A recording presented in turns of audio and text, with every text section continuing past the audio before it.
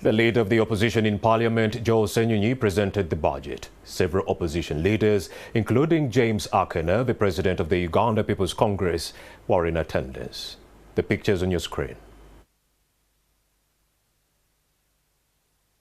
Mzee Mayengo, Israel, who was speaking a few weeks ago, he said, and I agree with him, that back in the day, President Obote noted that the problem of Uganda and Africa generally is reduced into three things.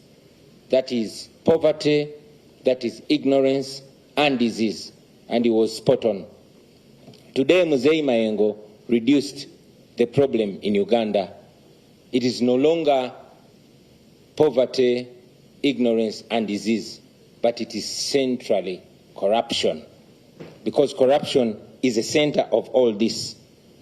I want to salute our parliamentary front for the continued fight.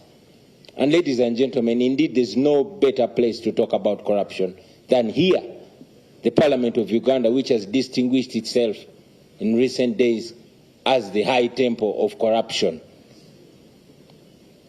I hate to use those words, but if we are to deal with the problem, then understanding it and addressing it in reality is the first step. This parliament has had the most outrageous scandals recently. In recent times, we've seen the Speaker of Parliament with impunity siphoning taxpayers' money. In recent days, we have seen this parliament doing unprecedented things. We've seen in this parliament the Speaker of Parliament and government ministers sharing iron sheets meant for the poorest of the poor in Uganda. It is in this parliament that we've seen the leader of opposition rewarded before he works.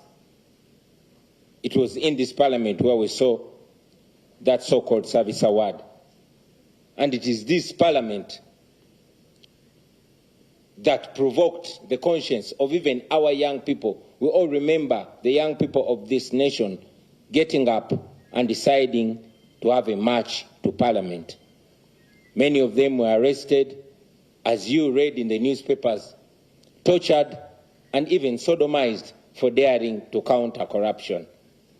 For those young people that were trying to make their way to parliament and failed, I thought that maybe today I could try to be their spokesperson, to be their mouthpiece, and say to you what those young people were not able to say.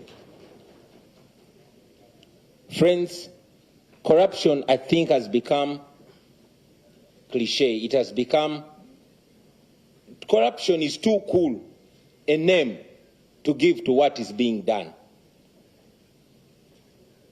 A while ago, the head of Transparency International defined corruption, and I agree with him, as the cold and calculated robbery of a people's future, of people's opportunities. And I agree, because it is corruption that has stolen the future of the people of Uganda. Many of you who are under 50